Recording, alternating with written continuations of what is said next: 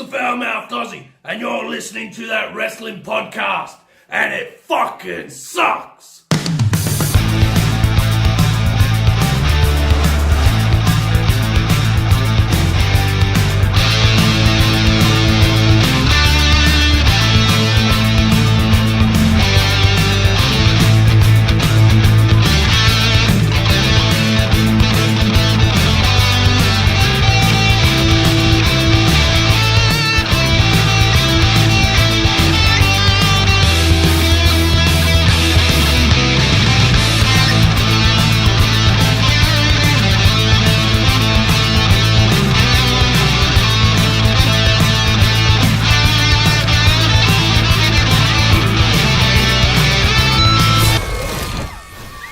Welcome to That Wrestling Podcast. It's Money, it's Clyde, and we're going to talk a little wrestling, baby. You ready, brother?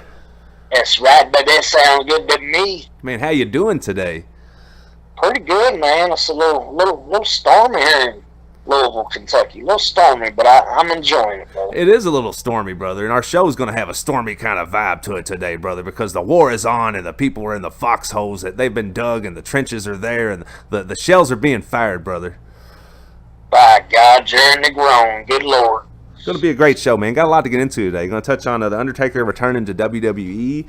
Evidently, Baron Corbin is your new #1 contender for the Universal Championship. Edge shares his thoughts on the 24/7 Championship. Sami Zayn actually mentioned AEW on the air on Raw. We're going to touch on that. Jericho opens up on leaving the WWE. Moxley signs a multi-year AEW deal. Ric Flair was originally scheduled to unveil the AEW Championship. What?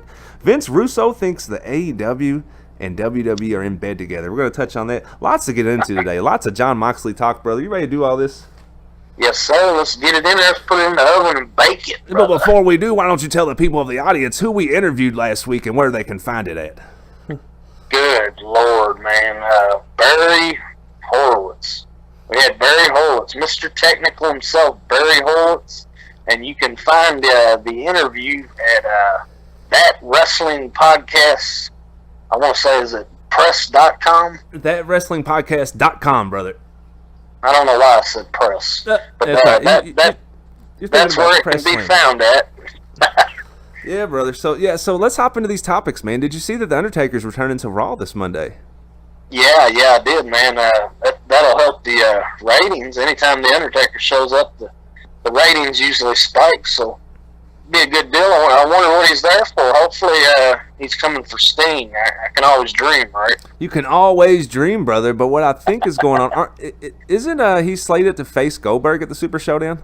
Yeah, you're right. Yeah, they gotta get in the promotion for that. Yeah, you hit it right there. Yeah, I wonder. He's definitely coming for Goldberg. And that's what I'm wondering: is Goldberg going to show up, brother? I guess that's the that's the $1 million question right now. Will we see Goldberg on Monday Night Raw? Yeah, you almost think if he is booked, it would almost make more sense to advertise it. I think that would help the ratings even more, man. You got two of the legends of all time facing face to face for the first time, you know. Yeah, why not build the match a little bit, like you said, advertise the match, build it up a little bit. Yeah, get that slow burn. The slow burn going, baby. And speaking of the slow burn or the build or whatever we was talking about there, brother, Baron Corbin is your new #1 contender for the Universal Championship. And your thoughts on that, brother? Good God. Well, I see what they're doing. You know, I can't. I'll knock him a little bit, but I can't knock that he ain't doing his job. He's supposed to be a heel. You know, I'm not supposed to like him, so he's definitely doing his job. I don't know, man. I'm on the fence. We'll see where it goes. I know he's got a lot of fans. I know Marlena, she enjoys him. I don't know how you really feel about him. How are you feeling about all that? I'm not a big Baron Corbin fan, but like you said, dude, I feel like he does his job because he generates heat from me and from everyone in my damn household. No one likes him in my house. I don't think anybody in your house really likes him either, brother. So, yeah, I don't know. I think your wife might kind of like him a little bit, but man, she might start a fan club any day. Wow. Yeah, but that's his job, like you said, dude, to make us not like him and to generate heat and generate booze. And I guess they say if you're getting a reaction in wrestling, you're doing your job, brother. So, yeah, Baron's doing his job, I guess, brother. Yeah, so this week on Raw, they had that Fatal 4-Way match scheduled, and it was The Miz, Braun Strowman, Bobby Lashley, and it was supposed to be AJ Styles in it, and they pulled AJ at the last moment, replaced him with Baron because of some injury to AJ. And I don't know if this is just a storyline or if AJ's really a little banged up, from that Rollins match. But, so Corbin was inserted into the match, and then he ended up catching Miz with the end of days and winning the daggone match, brother. Hopefully he doesn't win the title, but who knows? Actually, Seth has it, doesn't he? Seth has the Universal Championship. Absolutely, brother. It's Seth freaking Rollins is your Universal Champion.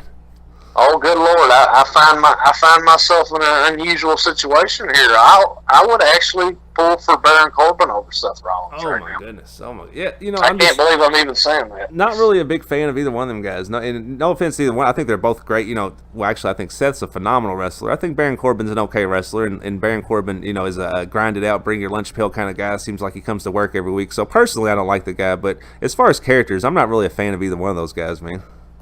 No, I would rather see the Red Rooster or one of those guys come in and win the title than either one of these two gentlemen. Yeah, and speaking of titles, man, did you see recently that Edge shared his thoughts on the new 24/7 championship on the most recent episode of the E&C Pod of Awesomeness? Oh yeah, big shout out there. Maybe they can give us one in the future. What's Mr. Edge think about all that, brother? Here's what he says, brother. Here's what he says. It's kind of a long quote, so bear with me, brother. He says, I think it's the ugliest championship ever created. I will start off by saying that. I will start off with the negatives. That thing is brutal. I always thought the hardcore title was fun, and I think right now with programming, that's exactly what it needs is fun, because it was just a way to get characters that aren't on the show necessarily all the time on the show and show that they have some character. So, what do you think about Edge's thoughts, brother? I think the hardcore title is the ugliest title I've ever seen. The title, I don't think it's that bad, man, but, I'm not the biggest critic in the world unless we're talking about Seth Rollins and Baron Corbin. But I love the idea because, like he said, man, I see exactly what he's saying there. It does give opportunities. And I love that R-Truth, man. You talking about a loyal WWE employee that's been around the business forever. I think he's the perfect person to keep this title. I'd like to see him hold on to it for a long time. Well, R-Truth doesn't even have the damn title anymore, brother. Oh, he lost it to Macho Man's younger son or whatever. I know he's not really his son, but good Lord, Elias.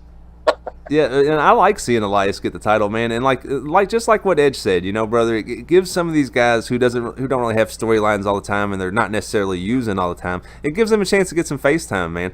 And a guy like Elias, man, I'm a huge Elias fan. I know there's people are hit and miss on him, whatever, but I like Elias. I'm in his camp, brother, and I feel like this gives guys like R-Truth and Elias a chance to shine, man. And I'm behind it in that aspect. I'm not behind it in the aspect of they just have a lot of championships, and I really think they just have so many. It kind of diminishes the prestige of them all, Yeah, I'll agree with that. It's an interesting, it's almost ha-ha, man. It's you got to throw a little comedy into the recipe sometimes.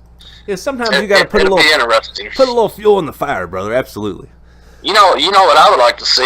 You could even incorporate some of the legends into this. You could have some of these guys come in and win a title again, even if it's for they initially teased that Legends title, brother, and wouldn't that have been kind of cool? I would have liked to seen the Legends title over this. That's just me personally, but then again, the Legends can't really go like these guys can go that are holding this 24/7 championship. So it's pros and cons to each one, I guess, brother. Well, some of the Legends, like the gentleman we had, Mr. Technical Barry Horowitz, I could see him getting in there and throwing down, and the guys that took good care of themselves, that they could definitely get in there, some of the legends. Well said, brother. What we got to do to get Barry in the Hall of Fame, man? We got to talk about that a little later. Yeah, I agree, man. He definitely deserves to be in there. But before we do, man, let's talk about this. We was talking about like throwing fuel on a fire and stuff, and I don't know if you've seen what Sami Zayn had to say the other day on Raw about AEW. Oh yeah, I heard that new segment. I believe they called it the electric chair. He said, "You could have asked me anything. You could have asked me about AEW." Yeah, that's what he said. He said, "I'd much rather hold all of you accountable for your crap. Quite frankly, you could ask me anything. You could have asked me about AEW." That's what he said, brother.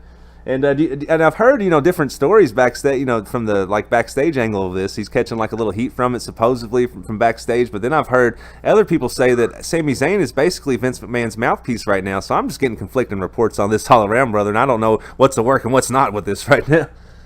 With Vince, you never can tell. Just when you think you got his game plan figured out, he flips the entire script. And we was talking about heels earlier. My favorite heel right now in WWE is Sami Zayn. I love his promos. Yeah, Sami's doing a great job, man. Really kind of, putting the, really getting the crowd behind everything that he does right now, with the heat that he's generating, man. And that's kind of what they need right now. The WWE needs some faces, needs some people to kind of emerge from the pack and become the face of the company, brother. And why not Sami? Yeah, Sami's world-class, well-traveled, skilled. He's got everything you need to be a great, phenomenal professional wrestler for sure. Well, speaking of being great, man, you've been great here on segment 1, but right now we've got to hop out, pay a few bills, but we'll be right back after this with who knows what around here. You never know what's going to happen, but we'll be right back, folks.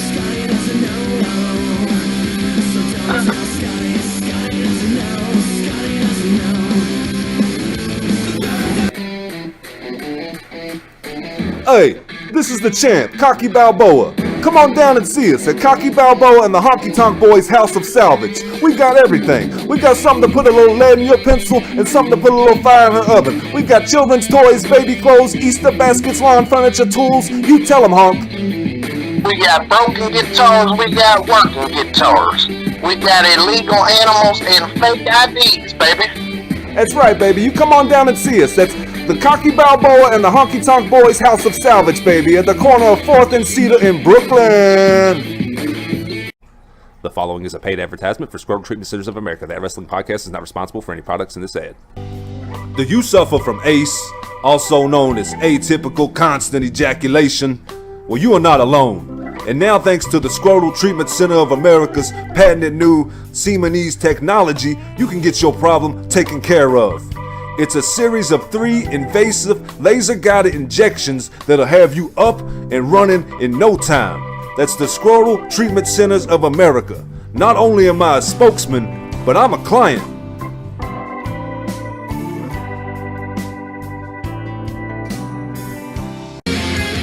Welcome back. Segment number 2. What a show it's been so far today. What a couple of ads we had there. And now we're back with Clyde. What's up, brother? I was just peacock walking, Flair walking through the lobby, brother. Feeling good about life. Man, nothing wrong with Flair walking and Michael P.S. Hayes peacock walking, baby. Just really put you in the right mind state for the day, baby. Yeah, you get that peacock walk in straight out of bed, brother, the rest of the day is smooth sailing. It is, man. It's almost like that morning cup of coffee. You got to have it, brother. Yeah, I feel you, baby. So let's hop into this, man. Let's hop right back into the news here real quick. Did you see what Jericho had to say about why he left the WWE, actually? I seen some articles about it. I didn't really get into them too much. What was the deal with that, brother? Well, after Double or Nothing the other night, they had like a huge post-show press conference, and so someone asked him right here, during the press conference. I don't know exactly who it was, but this quote is courtesy of Wrestling Inc. And right here, it's in 2016, I had my best story angle with Kevin Owens, and we ended up second on WrestleMania. That's when I knew I had to get out of there. That should have been the main event. What do you think about what Jericho said, brother? I'm trying to. Do you remember what the main event of that show was? Was it probably something involving Roman Reigns? You know what? I feel like I'm gonna agree with Jericho on that because that feud does stand out to me a whole lot. And it's funny you even brought that up. I'm sitting here looking at my Kevin Owens Jericho Festival of Friendship 2-pack. It's funny, dude, and I feel that's like the oddest thing. I just feel like that's the last time the WWE actually played a slow burn angle correctly, man. That was a beautifully told story. Yeah, I love it, man. Jericho, that one and the one with Shawn Michaels back in the day were two that really stood out to me as and I'm a fan of the slow burn, man. I love it. There's no reason to rush it. Let's tell a good story. That's right. Tell a good story. And speaking of telling a good story, here's what I want to talk about with you. I've been dying to get into this topic with you ever since I seen this on Twitter the other day. Did you see what Vince Russo had to say? His theory about AEW and WWE being in bed. They're in lockstep together, brother. Yeah, Vince Russo says WWE and AEW are in bed together, brother. And let me read you the quote. Let me read you the tweet here from Russo. There's no question, and that's all in capital, no question that WWE and AEW wrestling are in bed together. None. Several things don't add up. When you look at the entire picture, it becomes evident. I'm going to invite at Conspiracy Hersom on the show Truth and Consequences to lay all this out, bro. You're being worked. So he's going to have a special podcast about it, man. And I'm kind of interested in hearing that, brother. Even though I know everybody knows Russo kind of doesn't really have the best reputation in the wrestling business, I'm still kind of interested in hearing this theory. Yeah. I mean, I would hear him out on that. And who knows? I will tell you this. I don't think they are, but at the same time, I would not be shocked. Yeah, wouldn't be shocked at all. That's my sentiments exactly, brother. Like, I don't necessarily think they are. I would not be shocked if they are at all. And here's why I kind of like leave that door open a little bit. I've never seen WWE give somebody the type of exit that then I guess I got to eat my words here a little bit too about Ambrose, but I've never seen them build up, give somebody their own pay-per-view on the way out the door to go work for the competition. Like, here you go, let's make Dean look a little better before he goes and attempts to take food off of our plate. It just doesn't make a lot of sense to me, brother. Yeah. Usually on the way out, you got to do the honors, and you gotta start losing some matches, and like you said, it was the other way. If they're not in bed together, it was probably a smart move from a PR standpoint, and for WWE to be like, okay, we're going to do something different. Instead of making you look horrible before you leave, we're going to show you that we appreciate you, and then you can go, kind of thing. Yeah, I agree, and that's what I'm hoping, dude. I'm hoping that, hey, let's say like Ambrose did just leave, and they're not in bed together. I'm hoping the WWE just kind of changed their tune on that and said, hey, hopefully at some point in the future, this gentleman might come back and work with us. Let's show him that we appreciate him on his way out the door. I can understand that, and hopefully that's what it was, brother. Yeah, because he was I don't know if definitely probably wasn't this past year. It's either the year before that. It wasn't that long ago. Dean Ambrose had more matches than anybody else in the WWE. He was really the clock in, clock out, lunch pail kind of guy, bro. Yeah, he really was, dude. So overall, man, what are you going to say? Are they in bed together or not, dude? I'm going to say they're not, and I think WWE's just like from a PR and it being publicly traded. They're trying to evolve a little bit, and there's no reason to treat somebody, make them take value away from them when they're leaving at the door to go somewhere else. I'm going to agree with you. I'm going to say that they're not, but I will put this like caveat on it, dude. There's a small possibility, that Russo's words could have some weight behind them. And I'll say this too. Like, have you noticed like that just in general, it's almost like cool to hate on the WWE online. Like, I don't know if you've noticed that or not. I'm sure you have, being a huge wrestling fan, dude. And I could see like Vince and, maybe some minds even smarter than Vince telling him, hey, fund something else and don't even put your name on it, brother, and watch how well it does. Do you know what I'm saying? Just like some kind of social experiment or something, brother. I can see Vince doing that. Well, an interesting tidbit about all that also is Khan. Mr. Khan. He's just got all beautiful things to say about Vince. And aren't they going on Tuesdays, and then SmackDown's moving to Fridays? Yeah, so they're not directly competing either, dude. Yeah. And also, wasn't there a point in time, and you would know this better than I would, wasn't there a point in time when Vince was actually funding ECW and no one knew it? Oh, yeah, man. I remember watching ECW, and Paul Heyman wouldn't even fall short of calling. He would call Vince the devil himself. And all along, Vince was funding the company. So, don't be surprised if Mr. Russo isn't right. Yeah, I know. That's just that just kind of adds another little element, another little layer to it. But overall, I'm right there with you, brother. I don't think they're in bed together. I'm not saying that they are. I'm just saying it's interesting. And who doesn't love a good conspiracy theory every once in a while, brother? Yeah, true. And I'll tell you, the craziest thing just happened when I called him Mr. Russo. Jim Cornette was screaming in my head, take it back. So I'm taking it back. That's right. Yeah, plus Cornette lives in our town, brother. You don't want him, catching wind of that. I forgot about that. Camp Cornette. Hatred is a hell of a motivator, like you said in Viceland. Oh, man. Yes, it is, dude. Absolutely, brother.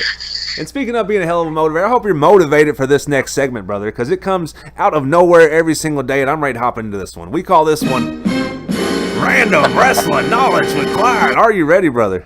By God, Jerry Negron. Yes, sir. I'm ready to go. Audience, feel free to play along at home. Every single show we ask Clyde 3 random wrestling-related questions, and they're literally coming from out of nowhere. So here we go, brother. Question number 1.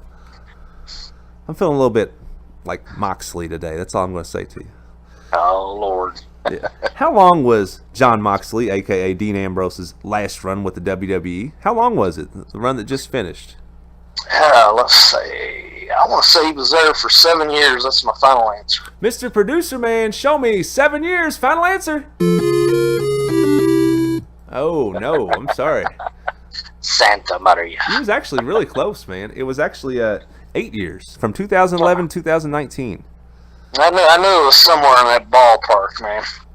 Yeah, that was a good guess, man. I would have been way off. I'm so glad I get to host this thing. I'm glad I'm the one that gets to ask you the questions, brother. All right, here we go. Question number 2. How many times did Jon Moxley, a.k.a. Dean Ambrose, win the WWE Heavyweight Championship? WWE Heavyweight Championship. I want to say he only won it once. That's my final answer. Mr. Producer Man, show me 1 time. Final answer. Well done, brother. That's right. Skeet, skeet, skeet. Yeah, man, 1 time. And that's kind of, I know, Ambrose had quite a run, like you said, 8 years. I was kind of surprised reading that. I knew he had it the once, so I just assumed he had had it more than that. Yeah, it could have been that time he was talking to Mitch, the plant, man. Vince might have looked at that as, I don't know if this is the right guy. That's right, man. And so, question 3. Here we go, brother. Here we go. Question 3. How many times did Jon Moxley, a.k.a. Dean Ambrose, win the WWE Intercontinental Championship? Ooh, that's a good one. 5 times, final answer. All right, you're going to say, are you serious? You want to say 5 times, final answer? 5 times. All right, let me ask the producer. Mr. Producer Man, show me 5 times, final answer. Santa Maria. 1 for 3 today, brother. He actually won it 3 times. 3 times. Yeah, that's not too bad. Not too bad. I was a little off on that one. Hanging in there and doing good today, brother. I appreciate that, man. 1 for 3. Did better than I would have done. I'd have been 0 for 3, man. Everybody'd been laughing at me, so... If we ever do it, I'll throw you some padded questions, brother. Like, what color did Bret Hart make famous? Yeah, you'll ask me stuff like, ask me stuff like, what does WWE stand for? That's the kind of... Walks with Elias. That's right, brother. That's right, brother. Yeah, man. So thanks for joining us on segment 2. Clyde did pretty good on the show there today, and we're gonna hop out, pay a few bills, and we will be right back after this.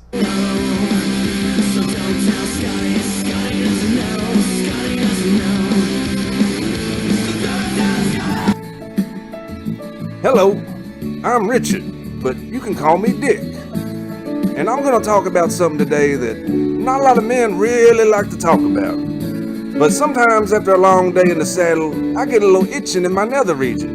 And that's why I got with my friend Peter here and created a wonderful product. You tell him about it, Peter. Well, my name's Peter. I'll tell you, you got an itch and you giddy up. There ain't nothing better for that itch than Texas ball cream. That's right, it's Texas Ball Cream. You can pick us up at all your local retailers. Just ask the pharmacist for Texas Ball Cream.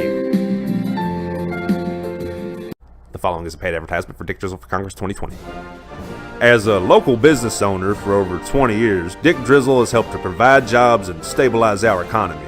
As a city councilman, his Clean Streets initiative have our streets cleaner than ever, and we now have our very own 5K marathon. His humble beginnings and modest lifestyle keeps him connected to the people that matter most. Dick Drizzle, his policies work for you. Vote Dick Drizzle for Congress 2020. Welcome back! Segment number 3. What a show it's been today. All this Moxley talk. All this Moxley talk's making me hungry, brother. Yeah, me too, man. Ain't nothing like a country breakfast in the morning. Nothing like it, brother. Nothing like it, man. So let's hop right back into the news here, man. Really, there's been a lot, and I hate for the show really just be focused on one person so much, but really in the last week or 10 days, who has been setting the wrestling world on fire more than Jon Moxley, right, brother? Oh, yeah, man. He has taken the flag of AEW, and he's waving it all over the place, brother. I thought you were going to say he's taking it, he's planted it in the chest of WWE. Hey, I will tell you this, though. Somebody out there, I don't know who, created a really cool little photograph of Mr. Moxley with the AEW flag and John Cena with the WWE one. I'll have to share that out there if I can find it. Really cool picture. Sounds like a nice wallpaper for your phone there, brother. It sounds like a pretty cool photo. Yeah, and I hate to say it, if it comes down to Cena, I guess I'm Team WWE as always. Oh, da. I wish I had his music queued up over here. I would have queued up Cena's music right then and there, dude. Yeah. I mean, if that's the two that are representing, I guess I'm back where I've always been. All right, let's say, okay, just before we hop back into the news, and I'm sorry, folks, sorry we're getting off topic. Let's say, just for argument's sake, that Moxley and Cena did wrestle in a neutral site, and they may have wrestled in the past. I don't know. You'd be more aware of that than I would. But let's just say, for argument's sake, they're getting ready to wrestle here soon. How many running shoulders does Cena attempt in the match? Let's see. I'm going to always say 10, but he'd be all over the place. I love John Cena to death, man. I really do. And I know he'll still even tweak and add new things here and there. He's a really good wrestler, but it just seems like his matches always open the same way. Like they lock up, and then at some point early in the exchange, he's going to land a couple of those running shoulders. Yeah. I wish he would come back. He's one I'd like to see. Like bringing all these other guys back. Let's bring Cena back and turn him heel, man. They've been teasing it for too long. Let's let it happen. Love him or hate him, man. The guy puts asses in the seats, brother. You got to give him that. Yeah. To me, he's one of the greatest of all time, Mount Rushmore competitor. How can you say he's not, dude? I mean, how can you take a step back from wrestling and have an unbiased opinion and look at it and say that he's not, man? He literally carried a company for the better part of a decade. But we can get into that on another day, brother. But I'm going to agree with you on that. Sounds good to me, baby. What I was wanting to talk about was some more Moxley talk here. Let's just keep the Moxley train rolling, brother. Did you see, okay, here it is. John Moxley opens up on his frustrations with WWE creative and Vince McMahon. I don't know if you've seen that. He recently went on Talk is Jericho and just opened up on all kinds of topics, brother, including, like, evidently they wanted him one day to, I want to summarize this because his quote's like 4 paragraphs. But here it is. They want him to come in. They're handing him a script and... yeah, these are the things an idiot would do, like along the lines of driving backwards on the street in a unicycle or sharing a pizza with the homeless man on the street, just weird stuff like that. So I'm like, I'm not saying any of that. So I'm like, change all that, rewrite it just as something normal. I go about my business. The writer comes back to me later and says, Vince redid it, put all that stuff back in it. So I'm like, uh-oh, now I have to go in and talk to Vince. And so, then he just goes back and forth with Vince. And Vince basically tells him that character is him. It's you. This has you written all over it. So I can kind of see where, what was it a couple months ago? Was it Rollins or somebody that said that Dean doesn't like hokey shit? So I think that kind of ties all that together, brother. Yeah. I get what he's saying. He did have a relationship with a plant, Mitch the plant. Rest in peace. I believe the plant's no longer with us, but I see where Dean's coming from. But at the same time, man, I don't know, man. It's almost like entitled people whining. There's at least 1,000 wrestlers out there would probably do anything Vince wanted them to. Yeah, and also when someone has that much control like Vince does, you can't really tell them no. It's either do it or pound sand or don't do it and lose your place within the company or potentially get buried or whatever. Yeah, I have heard that Vince he does like guys that are willing to speak up. He does appreciate that. I think it was Bruce Pritchard that said the best way to get ahead in WWE is to have a good relationship with Vince, and so I think sometimes he enjoys the arguments. So if you worked for WWE, you're saying every day you would bring an apple in and set it on Vince's desk? I don't know if you want to go that far, but I will say I have heard that from, like I said, Bruce Pritchard. Bret Hart mentioned it in his book. He went to Vince and said, I would like to come to you, I believe he said, once a week with ideas and kind of get a mini report card of how I'm doing. And maybe Dean's personality and Vince's, I could see that being a clash, actually. I'm picturing them in my head right now up there in Stanford screaming at each other. I could just see it. Yeah, I could see Dean really contemplating, should I dirty deeds this mofo right now, really? I'm really thinking about doing this. Yeah. He pretty rough and tumble guy from up not far from us, up our neighbors there in Cincinnati. So speaking of like his edginess, dude, and how he came off, dude, and I'll say this, it really did remind me of this, and I want to touch on this article real quick. Jim Ross speaks on Jon Moxley's AEW debut. Jim Ross recently sat down with Sports Illustrated and touched on a number of topics, including his thoughts on Jon Moxley's AEW debut, and here's a quick quote. "The lucky part for me is it reminded me of Mick Foley getting thrown off the cell," Ross said. "I didn't know what was going to happen, and the same thing happened Saturday night in Vegas. I didn't know Moxley was coming out there. He was so full of passion and raw, animal magnetism. I felt it in my bone marrow. It was a stone-cold moment." And I'm going to agree with Ross, dude. I totally felt like that was one of the first things I thought when he came merging through the crowd, his swagger, the way he got into the ring. I was like, this totally reminds me of Stone Cold, dude. Yeah, it was hot. I just hope to keep the momentum going. There's a video out there for anybody listening. I don't know if you've seen it either, Dave, but there's a video that shows him in the backstage area before he even went out in front of the fans, and he was, like you said, it felt like a Stone Cold, man. This is real visceral aggression. This dude is ready to go. Yeah. Good stuff. Yeah, it was absolutely. I haven't seen that video, but just the way he came out, brother, it was really it was one of the more magnetic moments that I've seen, in wrestling in the past year or so, and it has me interested, man. It really tied the whole show together nicely, and it was kind of like, what does the dude say, man? That rug really tied the room together, man. It was like Ambrose really tied the show together, brother. That's the way I feel, man. Yeah, it was great art, brother.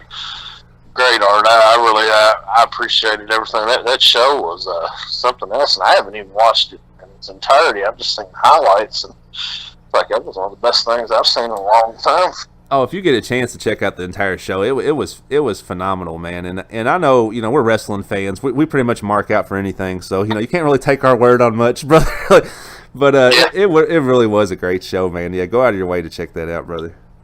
One time I ran into Dangerous Danny Davis at a flea market. I flipped out. I was like, oh my God! You thought you saw the president or something. Everyone else around you was like, who the hell is that? I was with my family, and they was like, who? I was like, the referee with the Heart Foundation. Oh my God! And they're like, you need some help. I was like, no, I don't. You need help. You don't appreciate wrestling. That's right. Exactly, dude. That's why I love doing this show with you, my man. I wouldn't have nobody else to do it with. Hey, speaking of that, did you see the rumor real quick here that Ric Flair was originally scheduled to unveil the AEW Championship? Did you see that rumor? I have no idea what you're talking about. No, I did see it. I want to believe it's not real, man. No offense to Ric Flair. I'm a fan of him too. I don't want to believe that's real. That Bret Hart was the second choice. I don't want to believe it. Hey, not a bad second choice though, brother. If that has to be your runner-up decision, that's not a bad decision, brother, right there. Because really, that's it's arguably the two greatest wrestlers of all time in a lot of people's minds. So that's not a bad 1A and 1B to have right there, brother. Yeah. I would have chose Bret as my first choice. But at the same time, if Flair would have come out, I would have marked out. I mean, they could have brought Hacksaw Duggan out. I'd be like, whoa, that's cool. Whoa.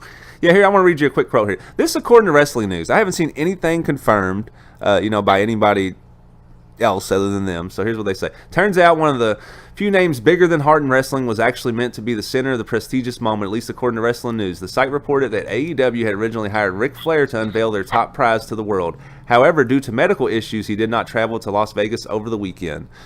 And, I don't know, man. I don't know, brother. It's kind of a cool little rumor to have out there, though, brother. The world will never know, I guess.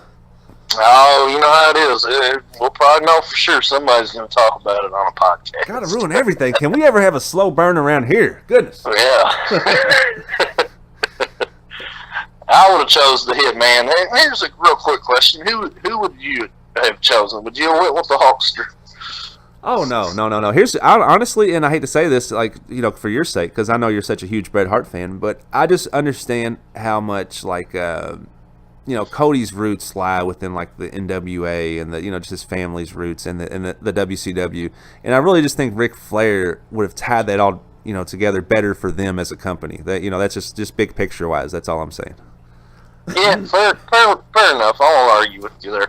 That actually, when I think about the history, it does make a lot of sense. What about Surfer Sting? Yeah, Rick, I was going to say Sting.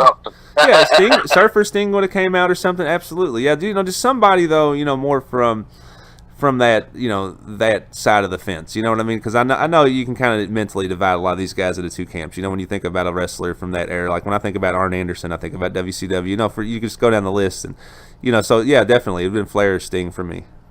Yeah, it is. It is wild to think about that. So many of them were on both sides, but it's like you said, with Arn, it's WCW.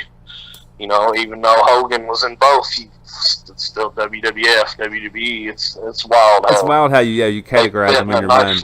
They fit in a nice little basket. Yeah, like everybody puts The Rock and Stone Cold in the WCW basket. I mean, what have you been watching? Right? Like what? All right, man. We rambled on long enough today, brother. We rambled on. Do you want to be kind of? Oh, first of all, Barry Horowitz, if you're listening out there, Mr. Technical Barry Horowitz, sir, thank you so much for taking a few moments to join us last week on the interview. Really made the highlight of my year so far, sir. So it was really a huge occasion for us here on this show. We truly appreciate it. And Barry Horowitz, we want to see you in the WWE Hall of Fame soon, brother.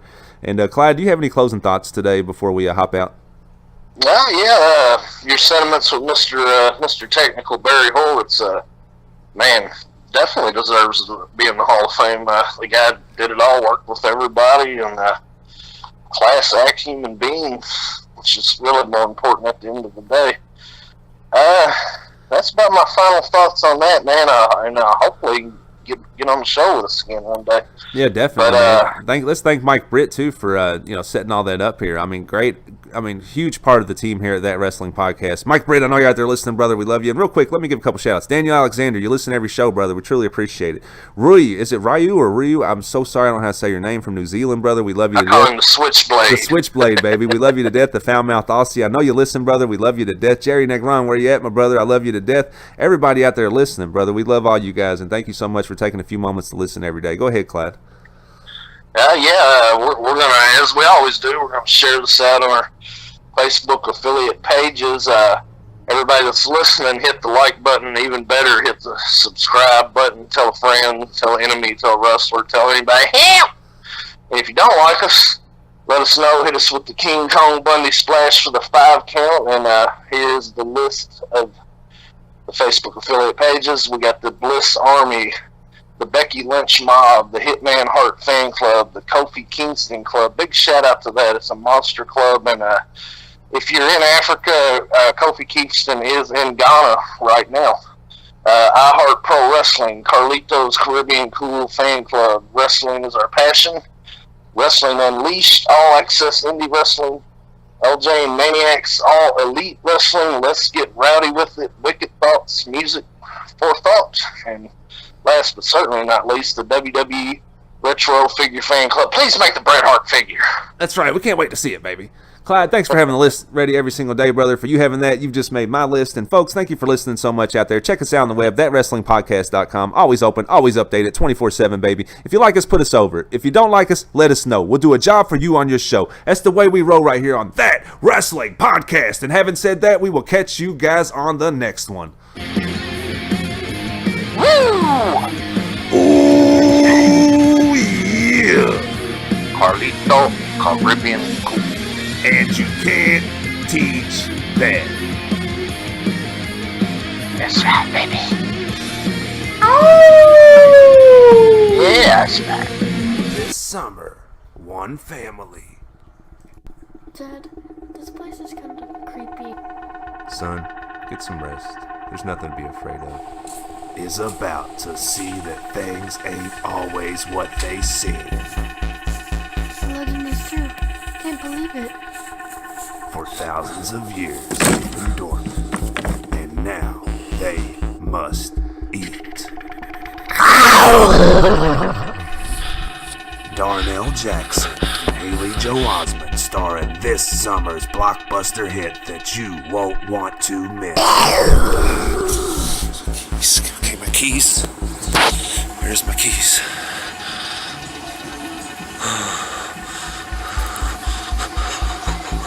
Oh no! Oh no! Oh God! Clowns in a House.